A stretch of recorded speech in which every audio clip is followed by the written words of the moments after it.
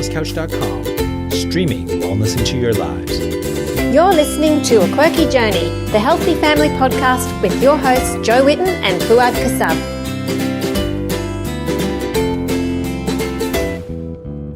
Welcome to A Quirky Journey. This is your host Fouad Kassab, and I'm back from a massive trip. And with me today is my best friend Jo Whitten. Whoa! Jo, hello. You're back. I am. I can still speak English and everything. I haven't lost it. Relieved. Still got it, Jo. So we'll move on now to our podcast with Linda Elsgood. Linda is the founder of the LDN Research Trust, which she established in 2004. She runs the trust to raise awareness of LDN, and she's written the book on low-dose naltrexone. So this is an incredible drug. It'll be very, very helpful if you have the cases that she's documented in the book that you'll be able to benefit from. It's kind of a magic drug. Like, I haven't seen anything like it before. I really hope you enjoy the show, and please let us know what you think. If you do have experience with LDN, whether it was positive or negative, we'd love to hear from you so we can share this within our community. And the best of luck with your journey. Have a listen to what Linda's journey has been with MS. She's had the most incredible journey on with herself. She was really, really sick, and LDN brought her back. So please have a listen and let us know what you think.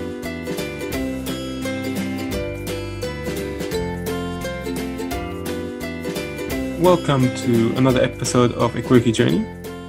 Today with us we've got Linda Elsgood, who is the author of the LDN book, How a Little-Known Generic Drug, Low-Dose Naltrexone, Could Revolutionize Treatment for Autoimmune Diseases, Cancer, Autism, Depression, and more. And Linda is also the founder of the LDN Research Trust. LDN is really the topic of our podcast today, and we'll be talking to Linda in detail about her personal experience with LDN, which she's been using for over a decade now, and as a person who suffers from MS, to get an insight of her personal experience, but also the much larger view of LDN that she has taken on as a life mission as well. So Linda, welcome to the show.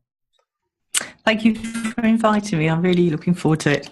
Fantastic. Thanks so much for coming. So maybe we'll just cover the biggest question that most people have when they hear about low-dose naltrexone, and it's the word naltrexone in it. And when you mention that to anyone, they'll think immediately heroin addictions and things like that. And it's a drug that's usually used for treating opioid addictions.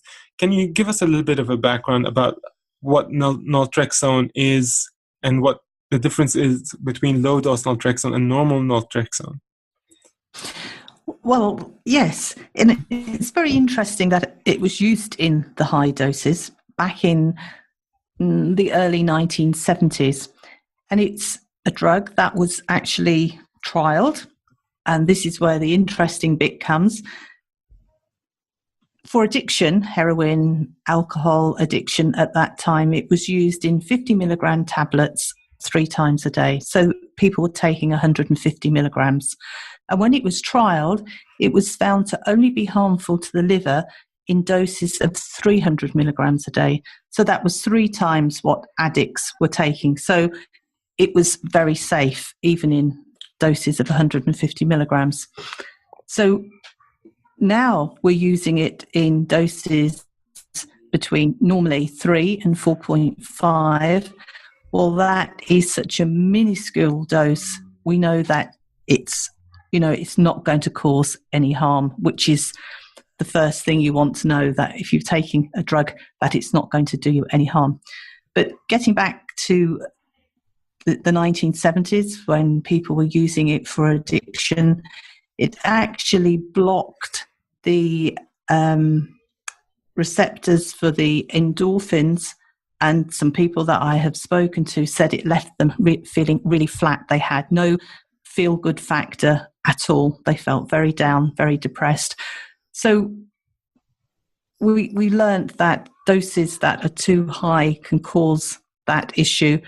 And I don't think it was that successful either, because people found that because it did make them feel very depressed, that they didn't continue taking it. But Dr. Bernard Bahari, in 1985, a friend of his daughter had MS, and he had found that using naltrexone, and particularly LDN, in HIV/AIDS patients, that it actually helped the immune system. Now, this man was amazing. He was an MD, but he was Harvard trained. He was always doing research, looking into why people were sick, how he could treat them, how he could improve their lives. I mean, that was his whole life's work. And the friend's daughter, who had multiple sclerosis, took the LDN, and she did so well. All her relapses stopped, her symptoms disappeared. So she thought, okay, it's a misdiagnosis. I didn't actually have MS, so why would I need to take a drug? So she stopped taking the LDN, and all her symptoms came back. And I've learned from that, and I'm doing so exceedingly well myself. There is no way I would stop taking LDN. I don't want to find out whether it is the LDN that's working for me or any other reason. You know, it is a safe drug. It's inexpensive. It's not toxic. It's not harmful. Why would you not want to take it? But that is just my story. Yeah. So we'll definitely get into your story Exactly. in a little while and sort of have a bit of an idea of your history. But before we get into that, maybe you can give us a bit of a background about LDN. And like you mentioned in the title of your book so many different things that it can treat, and that's really a very interesting claim for a drug, because most drugs these days are used for one thing and quite often don't even work for that one thing that they're prescribed for anyway. So can you give us a bit of a background about LDN and how it actually works in the body, what we think its mechanism of action is, and why it is so beneficial? Yes, well, it has dual mechanism. I mean, years ago it was thought that it helps the body produce extra endorphins. Now, your body is creating endorphins mainly at night, but it also creates endorphins during the day. And LDN only stays in your system for a short while, for like 4 hours. It does its job and then it's gone. So your body has like a 20-hour break every day from taking it. So once you have taken it, it then sticks to some receptors in your body. I'll try not to make it too complicated, but it makes your body look as though it hasn't got any endorphins. So your body makes 100% of endorphins, and saying you'd already got 60% anyway, you've then got like 160. And we all know endorphins. If you could eat chocolate, it increases your endorphins. Exercise increases your endorphins. And what do endorphins do? It's your body's own natural feel-good factor and painkiller. So increasing your endorphins is going to make you feel so much better anyway. And the other mechanism of action is actually reducing inflammation. Now, why does LDN work for so many different conditions? They are autoimmune conditions, and they all have, even though Crohn's disease, multiple sclerosis, fibromyalgia, psoriasis, they all have that common autoimmune factor. And any condition that has an autoimmune component, LDN could work, and it reduces that inflammation. I have interviewed so many doctors and pharmacists, and they all talk about the body inside being on fire. The fire is the inflammation. And it actually, where your immune system is meant to protect you, it's out of control and it actually is attacking you. So Dr. Ian Zagon described LDN as regulating a dysfunctional immune system, which I think is a really good way of putting it. It actually makes your immune system calm down and work correctly. There are so many amazing stories that I can tell you about patients that have taken LDN. A really nice one, a lady whose son was autistic, and he actually came to the conference last year, this little boy Jacob. But when he was, I think he was about 3, or even before 3, however old he was when he started showing that there was something wrong with him. He didn't like to be cuddled or loved, or no eye contact with his parents. And his mother was such a lovely lady. And all Jacob would do was slap her on the face, and she'd be saying, "I love you, Jacob. I love you, Jacob." And she just wanted him to know that he was loved, even though he was rejecting them. And he was saying, "I hate you." And it must have been absolutely soul destroying. But he started on LDN. And after just a few weeks, he was having eye contact, which was a really big deal. He was calming down the anger. He wasn't as angry. And one day she shouted out to her husband, "Quickly, bring the video camera now." And she had said, "I love you, Jacob." And he turned around and said, "I love you, Mummy." And just like, it's just so amazing. And she said to her husband, "I'm going to say it again. Record it, because this might be a one-off. He may never, ever say it again." Just so amazing. But he's also a piano protege. Wow. And I think he was about 4. And her husband played classical piano. And he was at work, and she had thought her husband had come home and was playing the piano. And she went into the music room, and Jacob was sitting on the piano, having had a lesson. He'd listened to his father, and he was playing Beethoven or Bach or whatever. And it was perfect. And he had lessons, and he came to the conference last year, and this little boy played about 5 or 6 different pieces without any music, or he didn't read the music, he just played it, and it was perfect, absolutely perfect. And he's appeared on Good Morning America and virtually every television show. He's got his own CD that of music that he's played, but he's able to function. He can mix, he can socialize, and he has his life back. And that is just such an amazing story from a child who was not able to function as children should. So that was a really good story. Very exciting for so many parents to hear that. Yes, exactly. Because if you're in that place where your child is not responding and is saying they hate you, it must be very difficult to continually keep telling them that you love them.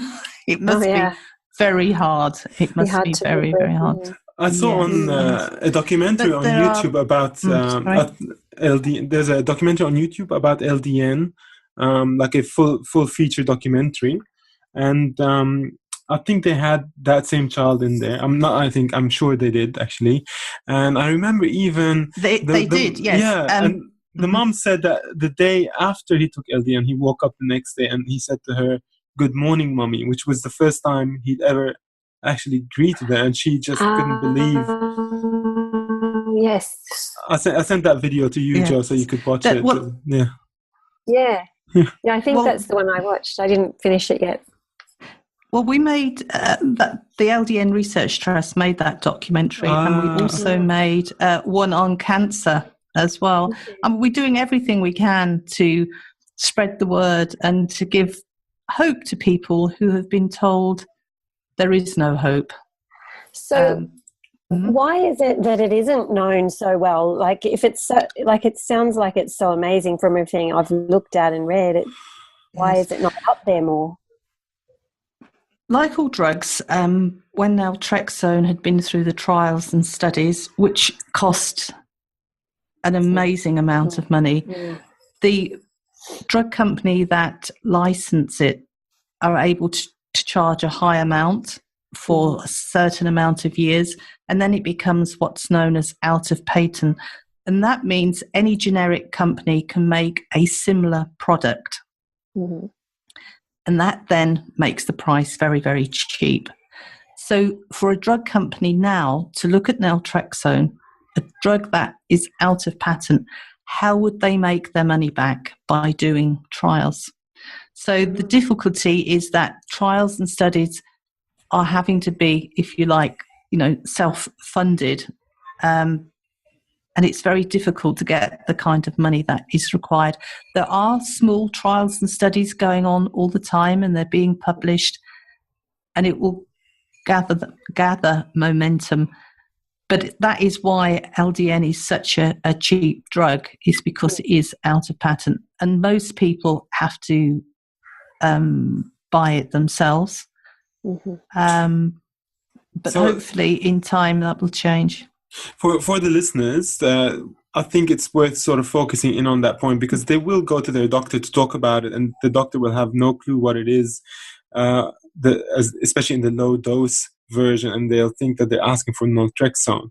And most of the times, how doctors hear about medications these days are either through sales reps for pharmaceuticals who come over to them and they try to tell them why their drug is so good, or through these scientific journals that are publishing like double-blind studies and things like that, which are very, very expensive clinical studies.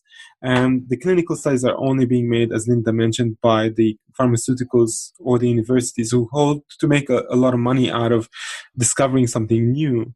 But if the money's not in it, then no one's going to put all that money in. So the doctor will never end up finding out. And it becomes the responsibility of the patient really to educate the doctor. So this is where we find ourselves, not only in Australia, but really worldwide. I don't think there's any country yet who's completely on the LDN bandwagon yet, Linda?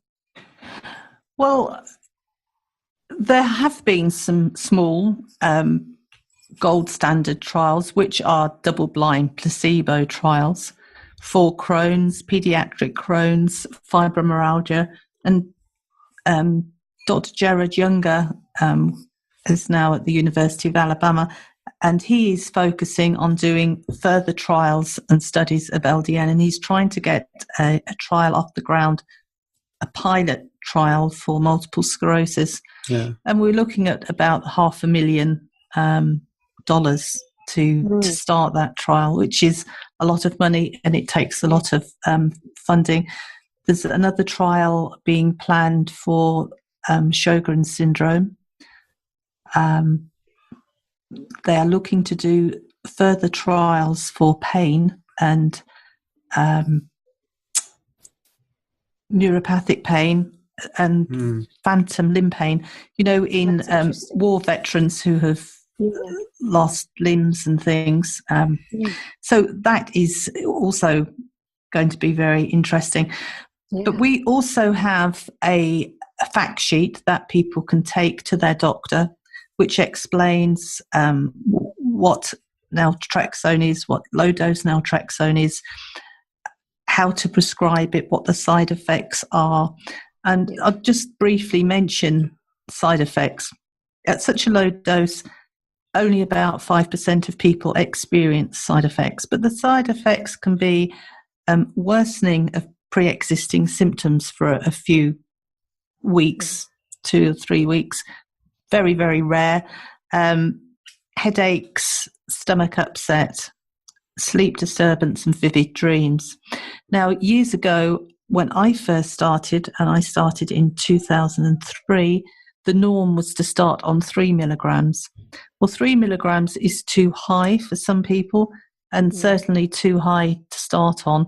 So these days people start on 0.5 milligram and then increase it slowly. So the people, those 5% that had side effects, has been reduced greatly by increasing it slowly. Now, obviously, the LDN Research Trust is a charity and we have to abide by charity rules. And although I can tell you about LDN, I do have a caveat that I have to get in here, that is that LDN isn't a miracle drug or a cure, and it doesn't work for everyone. Yeah. Having said that, the doctors that I have spoken to and interviewed and asked what has the success rate been, and it varies between like 80 and 90% of people it does something for. Some of these people with with chronic diseases have pain. They have very bad sleep, maybe depression, because if you have a chronic disease, depression, if you gave a healthy person all the symptoms of a chronic disease, would they feel okay? No, the chances are they would feel depressed too, even if that wasn't, in their nature. Yeah. So we have this information pack. I wouldn't suggest taking it to the doctor and expecting the doctor to read it while you're there. It's very long. The LDN book is also a very good resource. But to leave it with your doctor and go back in 2 weeks' time and say, what do you think? Would you be able to prescribe it for me? Because it does show that it's cheap, it's not harmful, it's not toxic, it has very few side effects. I would say for people with Crohn's disease or ulcerative colitis, where there is an obvious stomach issue, some of those people may have trouble with the LDN, because the standard LDN is absorbed through the gut, that you can take it sublingually and then that bypasses the gut. So that resolves those issues. But I also work very closely with a pharmacist in Brisbane. Her name is Mary Louise Condon, and she's from the compounding lab. Now, she has devoted so much of her time in educating doctors in the use of LDN, not only in Brisbane, but, throughout Australia. So if there was anybody who would like to try LDN, I always recommend that people do their own research first, to take the information pack to their own doctor. And if their doctor doesn't feel comfortable in prescribing LDN, if you contact Mary Louise Condon, speak to her. If your doctor would agree for her to speak to them and explain exactly what LDN is and how to prescribe it, to make the doctor feel comfortable. And LDN is prescribed because it's not licensed for these conditions. It can be prescribed off-label on a named patient basis. And that means the doctor takes 50% of the responsibility of prescribing an off-label drug, and the other 50% responsibility is with the pharmacist. And Mary Louise is very happy to take on that 50% of responsibility with the doctor, and usually she can convince them that, LDN is safe and they normally prescribe it. But there are ways of having private consultations with doctors to obtain a prescription for LDN. So, well, there's so much really to cover here, because it's such a vast topic, and I think I'd really would like to get your personal story before we move on with more of the details, but just to let people know where you were personally with LDN and what fuels you to do the work that you do now. Would you share your story with us, please? And what your symptoms were before you started? Okay. Well, multiple sclerosis, you can have so many different symptoms. I had, when I was 13, we called it glandular fever. It's now called Epstein-Barr virus. I was very ill. I had nearly a year off school. And that was when the chronic fatigue really started. And it took me a long while to pick up. Obviously, nobody knew what chronic fatigue was. It was just that I couldn't walk, and my mother was 4'9", and at 13 I was 5'6". My father was working, and my mother had to carry me to the car because I couldn't walk when I was going to doctor's appointments. Yeah, I mean, that must have been very difficult for a very, very short lady. But anyway, and you couldn't go to school in that time. No. I was very, very, very sick. I can remember they gave me some drugs, and the doctor, I was too ill to take to hospital. I was vomiting blood and had to stay at home. And he said that there was an experimental drug that they could try, but it was untested. My mother would have to sign some forms. I can remember them standing outside the room talking, and it involved injections. Now, I hated needles. I hated giving blood, any kind of putting a needle in me, I hated. And I felt so ill. I can remember thinking, I don't care. I could die, but I don't care. Yeah. It's fine. You can do with me, as you like. And some school friends came to visit me about 2 weeks before I was due to go back to school, and they brought mumps into the house. Obviously, we didn't know. So the morning I was getting ready for school, and I looked in the mirror, and I looked like a chipmunk. It was amazing. And it was just like, Mum, something's wrong. And then I'd got mumps, so I actually had to have some extra time off school. But I was very, very weak.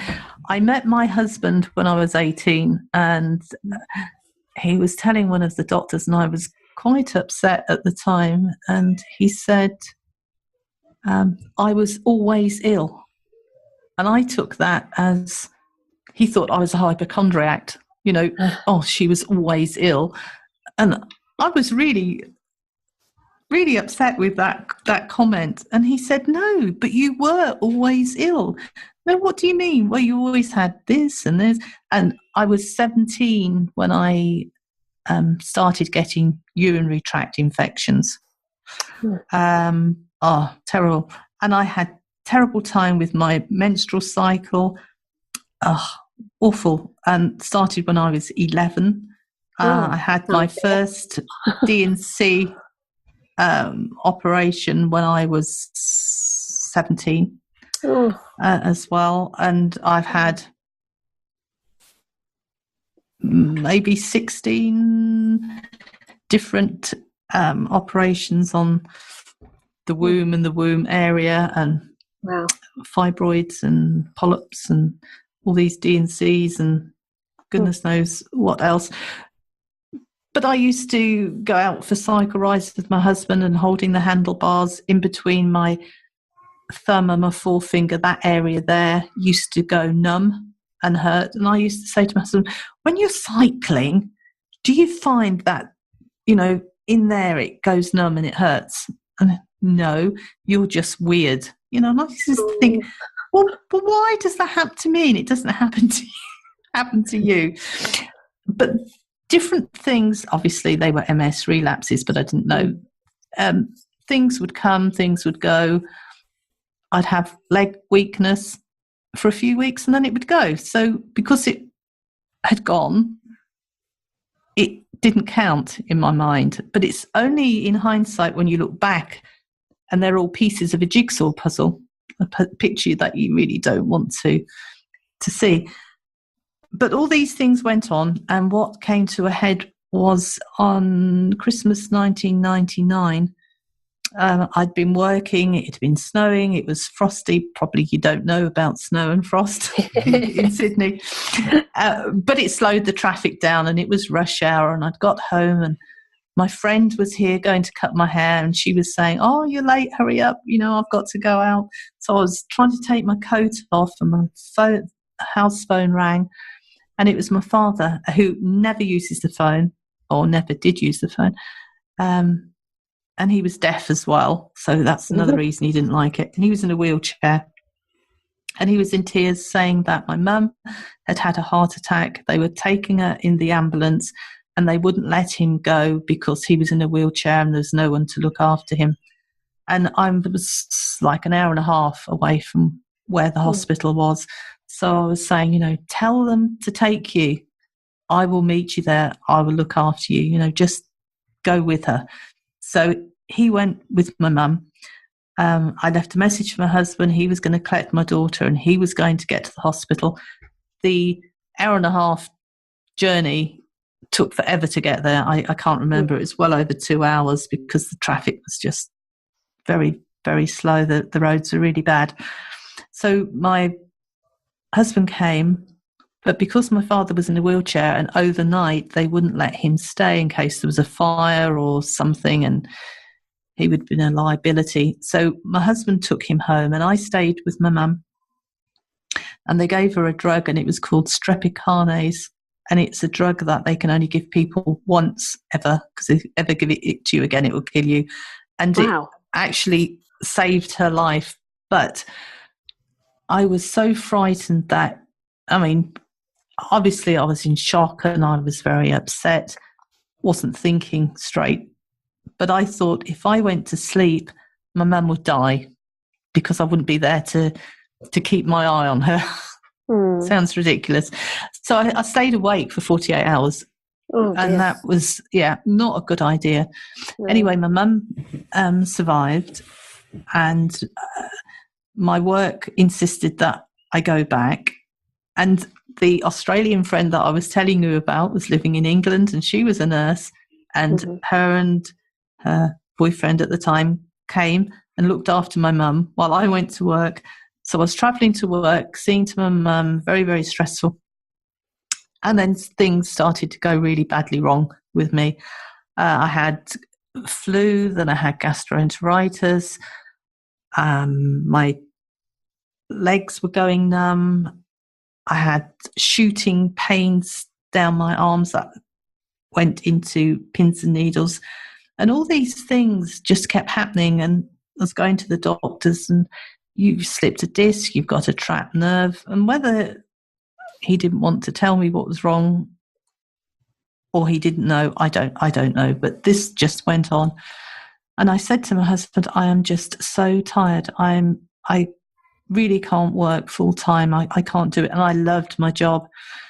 So I went part-time, but that didn't make any difference either, because I was getting up, going to work, coming home, going to bed. I couldn't do anything else. And then slowly it got worse. I then had double vision and lost my hearing in my left ear. And I couldn't stand. I was virtually incontinent, and just had to stop completely. But before that, I thought, I said to my husband, because all this happened at Christmas with my mum, and then by the Easter, I said, can we go away? Can we have a holiday so that I can have a break from being ill? It will be a completely different scenery. I'll be relaxed, and when I come back, I'll have left everything behind, and I'll be fine. I'll be back to being normal. Of course, that didn't happen. My husband couldn't have time off, and I went with my youngest daughter away, and it was Portugal. It was meant to be hot. We'd taken summer clothes, and it was rainy. It was cold. It was horrible. And I said to my husband, the wind and the rain on my face is making my face go numb, just the left-hand side. I can't understand why. So when we came back, I went to the neurologist who made me the doctors who made an appointment for the neurologist, but I wasn't able to see the neurologist until August. So I was waiting all that time, not knowing what's wrong with me. By the time August came, I'd lost my bowel and bladder control. Cognitively, I couldn't think. Very bad vertigo, tripped, fell, stumbled. And the list went on. And I had a 3-day course of intravenous steroids. And I was still progressing.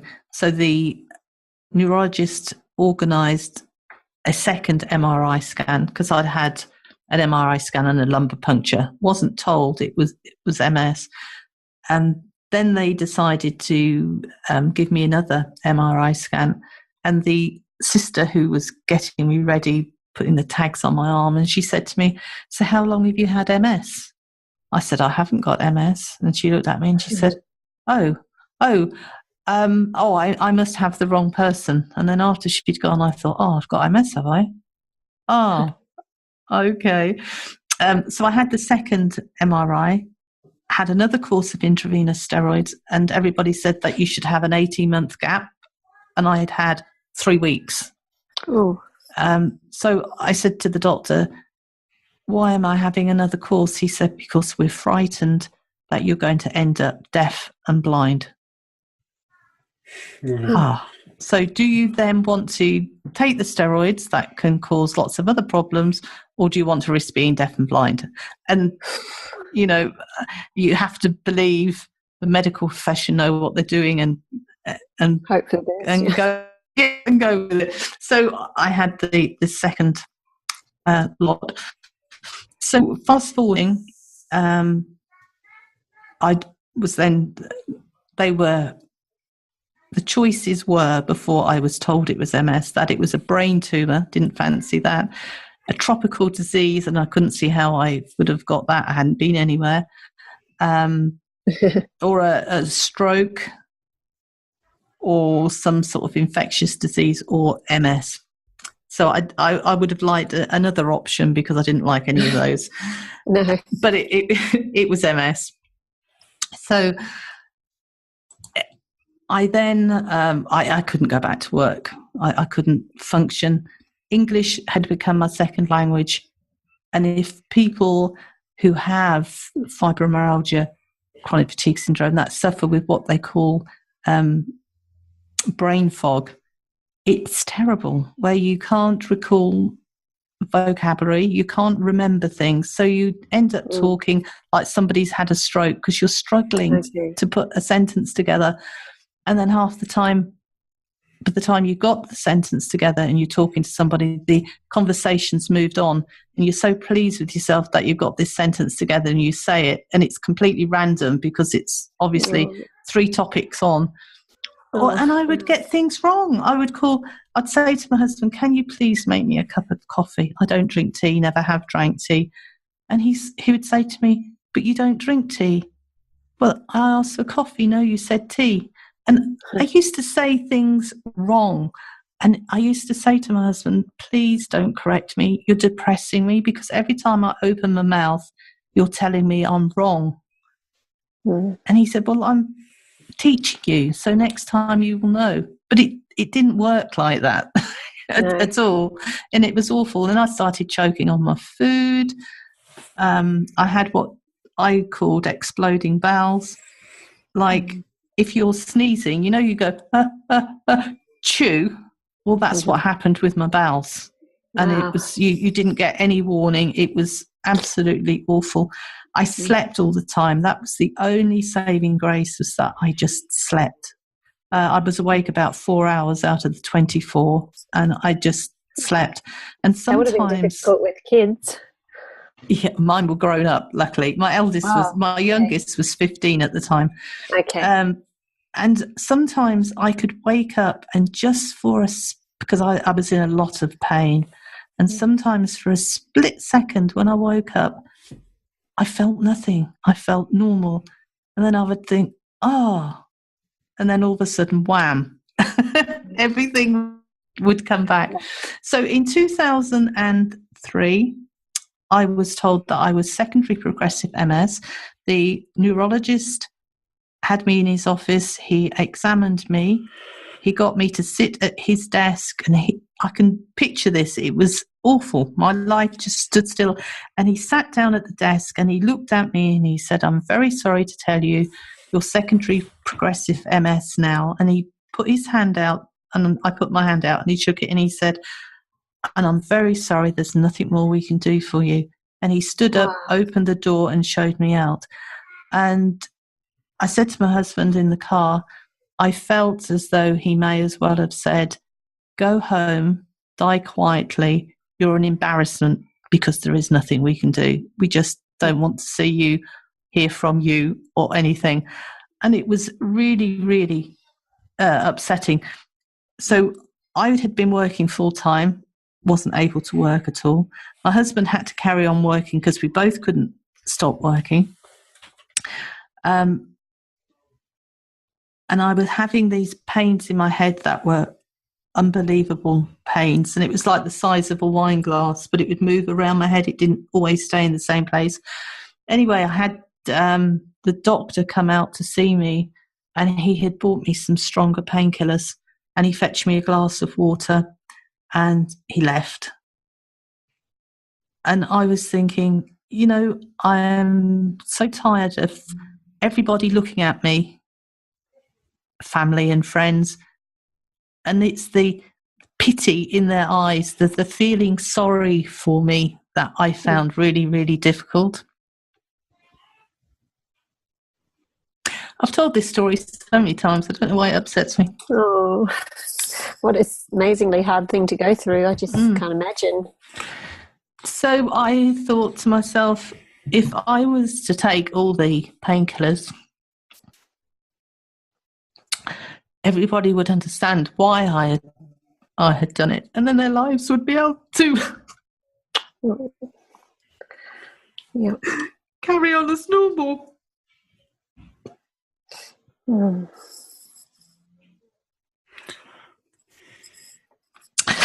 But then I had to think who was going to find me.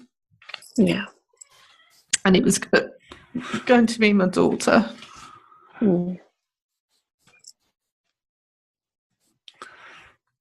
Linda, would you like to take a minute? Shall I? There was no way. Okay. All right, we'll just take a little break. I'm fine. All right, no worries. But I couldn't. So I couldn't do this to my 15-year-old daughter. So the only option I had was to prove everybody wrong, that, you know, there was something that could help me. No, I tripped and fell. I stumbled. I couldn't sit for any long periods of time. And to sit at the computer for 10 minutes absolutely wiped me out. That was all I could do.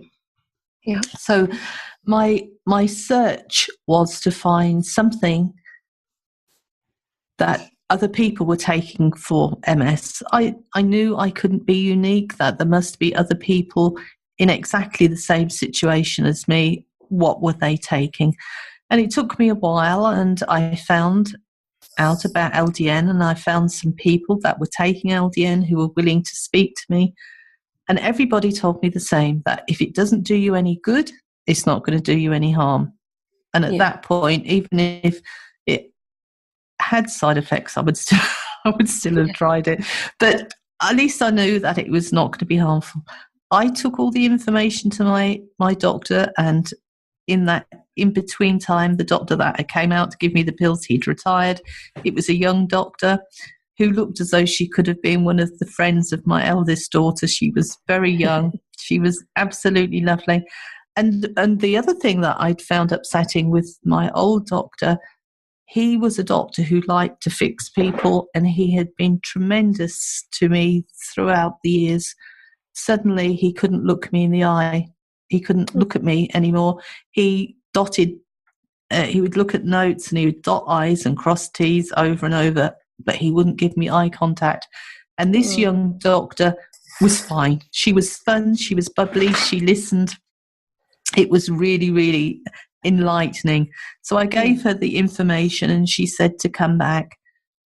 And she was an employee of the practice. She wasn't one of the partners, and it had been voted that she couldn't prescribe it for me. But she said, if it was me, I would like to try it. So if you can find a doctor to prescribe it for you, I will monitor you. Now, back in 2003, I was one of 400 people in the UK that were taking LDN. So there weren't that many people using it. And in 3 weeks, in the in-between time, before I started LDN, my eldest daughter got married. I found it very difficult to get ready to go. I was showered and dressed and ready, and I said to my husband, I can't go. I've just got to go back to bed. I'm absolutely washed out. I can't do it. And he said, any other day you could, but today you've got to go. So we had to travel about an hour and got there. And I was in my electric scooter because my husband was having to walk my daughter down the aisle, so he couldn't push me in a wheelchair. My dad was in a wheelchair, my mum was pushing my dad. Oh, dear. And so anyway, I went in this electric scooter. My eldest daughter wasn't happy that we left early.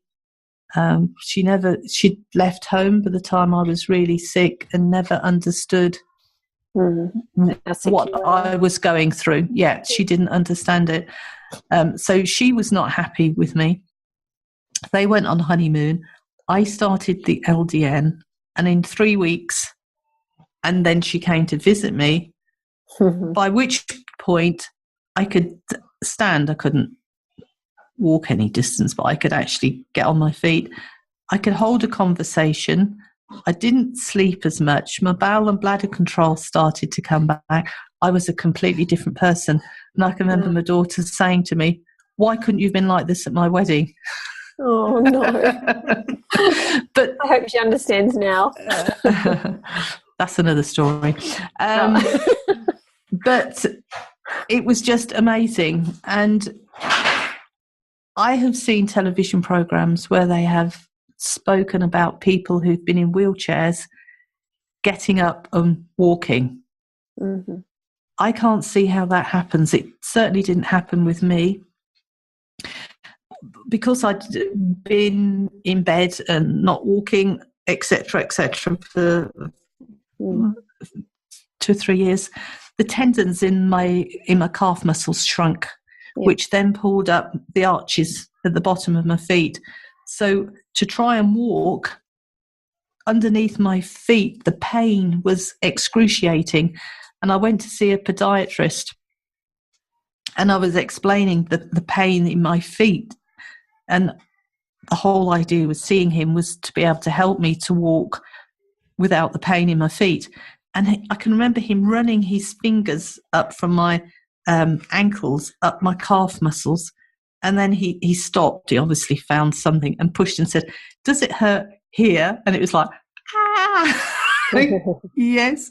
And it was the tendons that had shrunk. So I had to do stretching muscles to lengthen the tendons, which takes time. And it took me about 18 months to get to where I am now. But 2004, in the February that I founded the LDN Research Trust, it was like, well, started to initiate it. It actually took 5 months in being, because nobody wanted it to be a charity. So what choice did I have? Did I then say, okay, I can get on with my life and carry on? Or do I tell everybody about LDN and make that my goal, my mission? For people who were in that deep, dark place that I was in, who maybe haven't got the strength or the ability or the stubbornness or whatever you want to call it, to get out of there themselves. So I wanted to take the message to people that, okay, even if you've been told there's nothing more you can do or they can do for you, that there is an option. Not saying it will work, but it is certainly worth trying. Yeah. Wow, what a story. So, I mean, we've helped so many people around the world, and it started off being mainly MS, and then it became Crohn's disease, and then there are 240 different conditions that LDN is now used for. Wow. Wow, Linda. People who were on your path, where would you be now in 2017 if you hadn't found it? What would you imagine?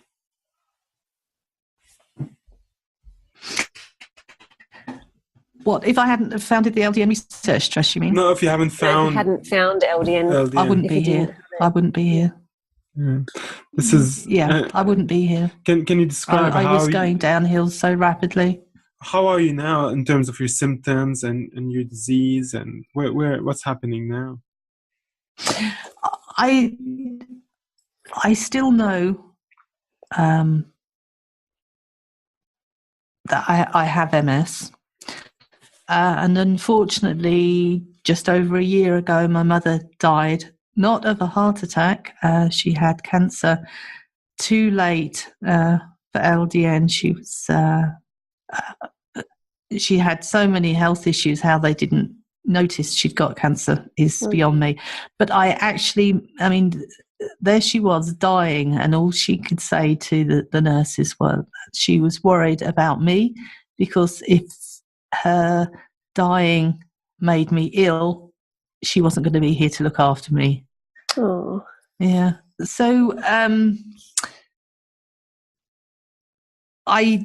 with the LDN, even though I did go through a bad period, the first time that I'd had a relapse in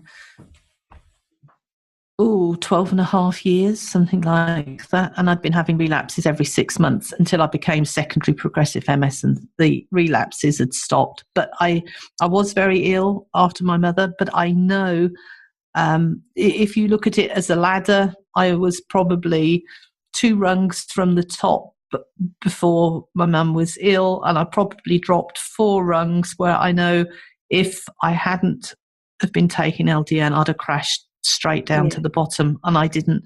And fatigue is still an issue. I'm not sleeping all the time, and people who have fatigue understand that it's not being tired. Being fatigued is where your battery is flashing red. It needs recharging. You go to bed, you go to sleep, you wake up, it's still flashing. You don't feel refreshed. I can sit down and work. Mentally, I'm fine. Physically, it's an effort to move around. But I'm organising the conference, which is in about 3 weeks' time. So I've been working very, very hard. So after the conference, I'm going to have a rest and a recuperate. But my health is, I have quality of life. I'm enjoying my life. I can set myself goals, targets, aims, and I can reach them. And I'm a very dedicated person. I'm a workaholic. I do like setting myself targets. And when I was sick, I couldn't achieve anything. And that's what was really very hard. I can remember sitting on the toilet having, wet pants and everything, and thinking to myself, even a 3-year-old can do this. Why can't I do it? Why can't I do whatever? And whatever I set myself, any small target, aim, I failed all the time. And that is very hard to take. But I do know how I had been deteriorating, that I wouldn't be here. I wouldn't be here now. Not through me taking my own life, but just for the disease progression. I think people can go to Terry Wall's famous speech on TED about her MS journey, where she talks about the progression of the disease with her, and how she treated it with a diet that she now basically tells people how to eat for MS. Incredible way of eating. It's all whole foods and nutritionally dense foods. But the way that she describes her disease as well and the progression, she was completely incapable of moving in the wheelchair. And it's a very, very vivid description of the disease. And it'll give people an appreciation, I think, as well, Linda, when they hear you talking to us on this podcast and being able to tell us all these stories, and to actually, you're able to talk to us tonight better than I can at the moment, because it's like 8 o'clock and it's almost my bedtime. I'm slurring my speech, and you're doing so well. I'm so amazed. Pardon? Can you say that again? It is absolutely amazing. There are so many stories for people, young people, and by the time I was diagnosed, I was 44. So looking back now, I'm 61. I still think 44 is quite young. But at the time I thought, I'm not in my teens. You know, there are people being diagnosed in their teens, early 20s. I mean, and that is terrible when they've really not had a life. Yeah. And the number of people that tell me that they're in such bad pain with an autoimmune disease, it doesn't have to be, pick one, it doesn't matter, anyone. Where people say to me, I was so disappointed when I woke up this morning. I was hoping to die in my sleep. Yeah. You know, where they just don't want to carry on. And there was one lady, and we did a documentary, the first documentary, and her story's on there. And she'd got twin little girls, and she'd got fibromyalgia, and she wasn't able to look after these children. She was in so much pain, and she didn't want to live anymore. You know, she thought the world of her children, but she just couldn't do it. She just couldn't do it. And another amazing story, a lady with Crohn's disease. She'd got children, and her mother had to come and live with her and look after the children. Her her bowels were bleeding the whole time. So she was losing a lot of blood. She was losing a lot of weight. She couldn't function. She couldn't really get out of bed or do anything. And they took her in hospital and said that she had got to have her bowels removed completely and have a colostomy bag. And she had been prepped for theatre, and they came for her to take her down, and she said, I don't want to go, I've changed my mind. And they said, well, you know, you're all ready, we're set to do it. And she was, no, I want to go home, I don't want to have it done. She'd signed all the papers and everything. And they said, but you will die. If you go home, you will die. And she said, well, I just need to go home and think about this, and I will come back. But today I can't have it done. So she went home, and she was a young girl, like late 20s. And she'd heard about LDN. She got a prescription. She started the LDN. And she kept improving. The bleeding had stopped. And from Dr. Jill Smith's Crohn's disease trial that she had, where they showed in the intestines where they were all red and angry and like ulcerated and absolutely awful. And then after a while it went to being smooth, like looking down the back of your throat, you know, just nice and smooth. So this lady went back well after she was meant to have died. And they did tests on her, and they couldn't find any Crohn's disease at all. It had gone. So I had interviewed her a few years down the road, and she was absolutely fine. Now, this was a lady who couldn't look after her children. She says she wasn't a wife, she wasn't a mother, she didn't take part in anything. Her parents were taking her children to school, which she wanted to do, and she wasn't able to. She then went on and had another baby. Wow. She had a little boy, and she was telling me in tears that if she could see her youngest son grow up and the Crohn's came back and it killed her, she wouldn't mind. But she wanted to live long enough to see him grow up. But she was in complete remission. Wow, and I heard so many of these stories, and not everyone can be, you know, making it up. There are just too many, and all the doctors that tell these remarkable stories of patients. And Dr. Phil Boyle uses it in his fertility clinic. So he uses it with other treatments and therapies and whatnot.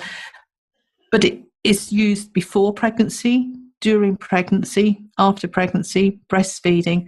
And he says these babies are happy, healthy, good weight, and less likely to get chest infections and so on, because a lot of newborn babies end up having antibiotics for a little while. And he said it's amazing. And he said, I was asked, because even though he's primarily treating people for infertility, many of these people have autoimmune conditions as well, fibromyalgia, Hashimoto's, rheumatoid arthritis, and he's just amazed at how, their health improves. And he said he had one doctor said to him, but isn't LDN addictive? He said, it sure is addictive. I can't wait for the next patient to come in I can prescribe LDN for. He said, I am addicted. The patient's not addicted, but I'm addicted. That's a good one. Yes, I like that. And I have been so lucky. If I hadn't have had MS, I wouldn't have met so many truly wonderful people and such dedicated doctors and pharmacists. And that's why I enjoy doing these conferences. If anybody's listening and they would like to take part in the conference, it's live streamed around the world. You can, and it's interactive. You can submit your questions. There's an online chat, so you can talk to other attendees in the conference. And it's absolutely amazing what you learn from these doctors. And of course, everybody has some questions to ask, and to have an expert panel of LDN prescribers and researchers that you can actually, ask the question to the right person and get the answer. It's truly amazing. And is it available after the conference is over? Is it available? Yes, it is. Okay, that's good to know. Yes, because obviously the time difference. While the conference is going on, if you've missed any of the presentations, they're saved as recorded presentations. And then after the conference, the site is closed, but then there's another site where you can actually watch the recordings for 12 months. So when at a time to suit you, as many times as you like, it's there for you to listen to. Maybe we can put that link in the show notes, Fouad. Yeah, absolutely. And would you be able to tell us a little bit more about the LDN Research Trust and the work that you do there, so that people know what kind of information they'll be able to find? Okay, we have a list of LDN prescribers on the website.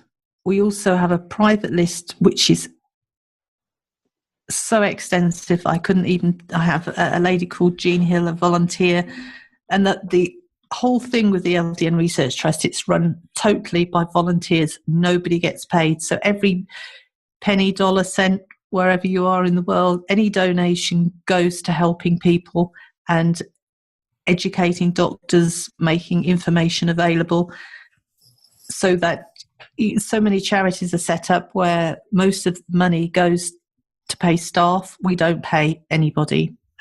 So that's a big thing. But the LDN Research Trust, we have the first port of call is the information pack for doctors. We also have a forum. We have a website which shows so much information. There are 2 different portals to go through if you're a patient or you're a medical professional. I have done, I think it's about 665 interviews with doctors, researchers, pharmacists and users telling their stories, which, yes. And then we started our own radio station in November last year. We have an LDN app as well, which is such a fantastic tool. So if you haven't started LDN and you're thinking of trying it, you can actually start using the app to get the baseline of where you are. It tracks diet. LDN, I hadn't mentioned that, isn't really a standalone treatment, and diet and supplements and healthy lifestyle is a must. Oh, good, because I was going to ask you that. Yeah, I mean, if you're going to sit and eat fast food, you're not where it has lots of calories, but without the nutritional value, if you're not eating fruit and vegetables, if you're not exercising, even if you're in a wheelchair, there are exercises that you can do. I didn't know that, and that is why my tendons shrunk. If I was given a wheelchair, and that was it. Not told about the exercises. Not told about anything, no. So there are lots of things you can actually do to help improve yourself. But there are alarms you can set for taking medications. You can list the number of medications, your symptoms, you can keep a diary. And the good thing is you enter all these different things, and then when you start LDN, you can say, okay, my pain level has reduced a bit, I've managed to stop taking this medication.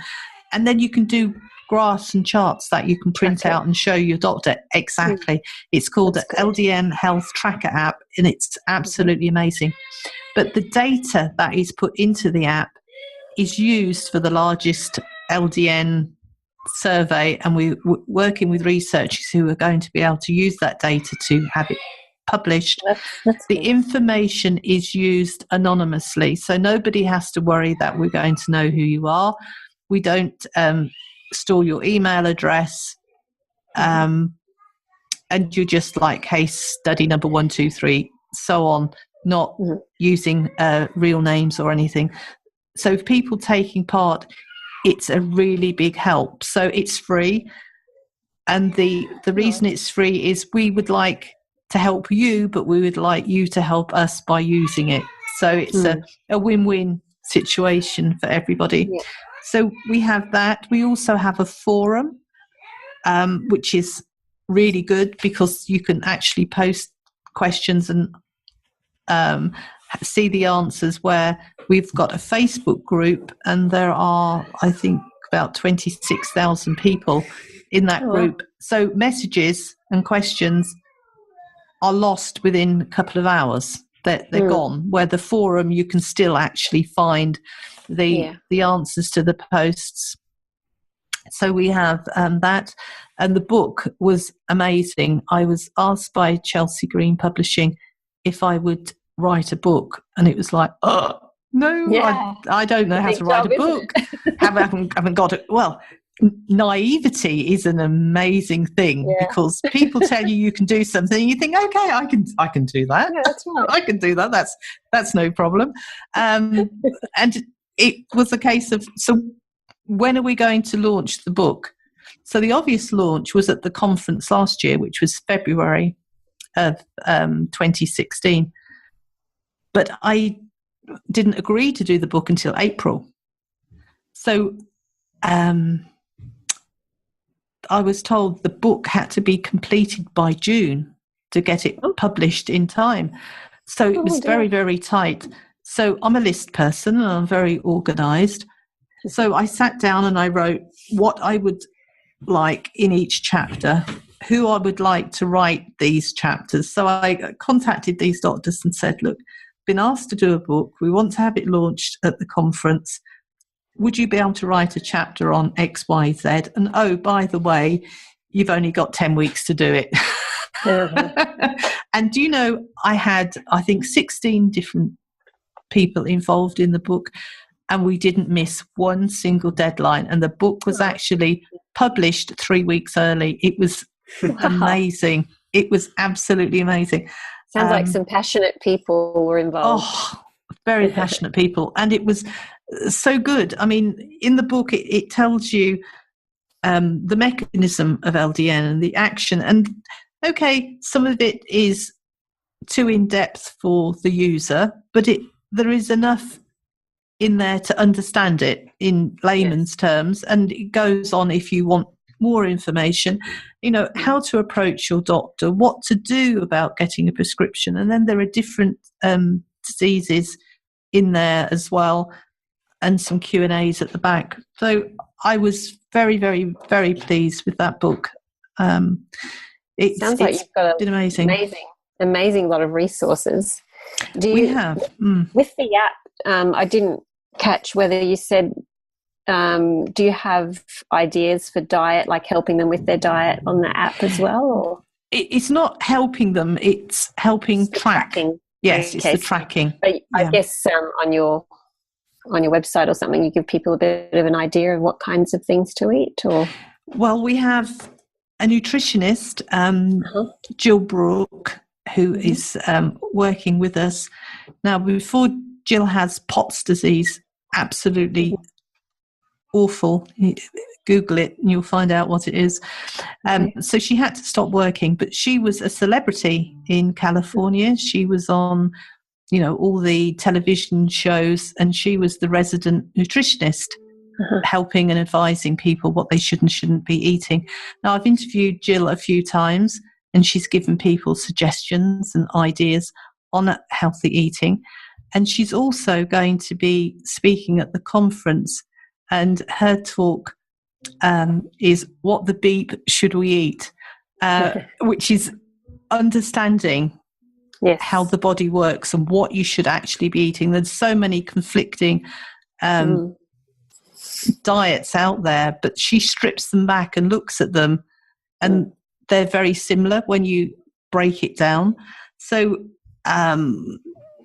apart from which I hadn't said, the conference, 3 days live conference, we've also got, I think there's still some more to go on there, about 18 hours of pre-recorded conferences as well.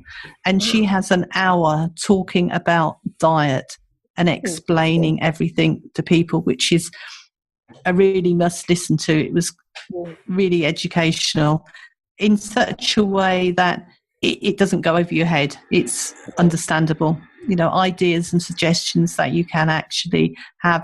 And of course, it depends on you. Everybody is unique and individual. And I have just found out that, I follow a dairy-free, gluten-free diet.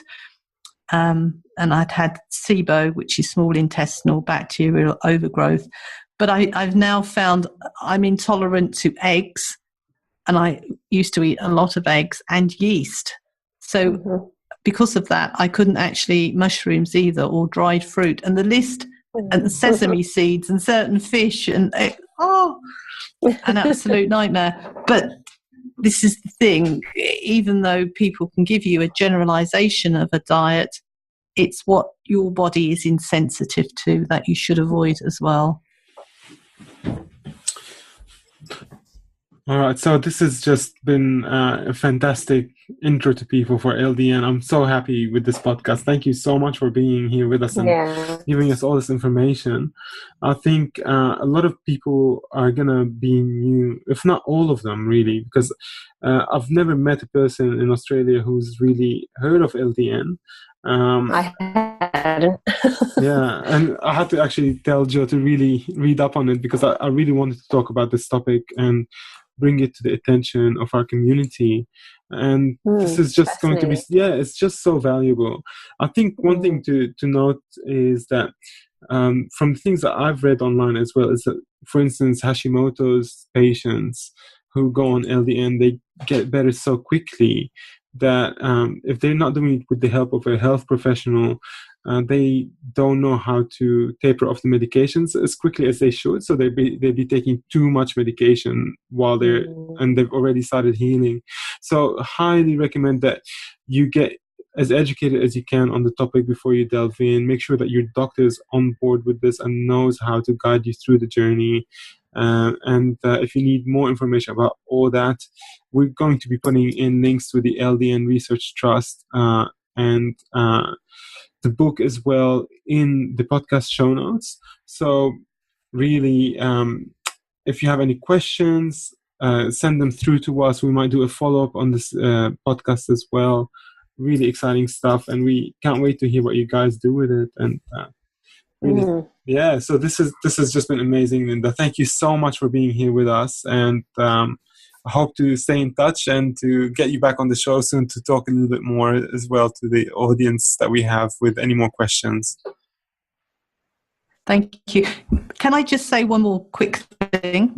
When you were talking about Hashimoto's, people that are taking thyroid medication have to be monitored carefully, because you will find that they need to taper off the medication for the thyroid medication. If not, they can make themselves quite unwell. And the other thing that I didn't mention that is very important point is that you cannot take LDN with an opiate-based painkiller.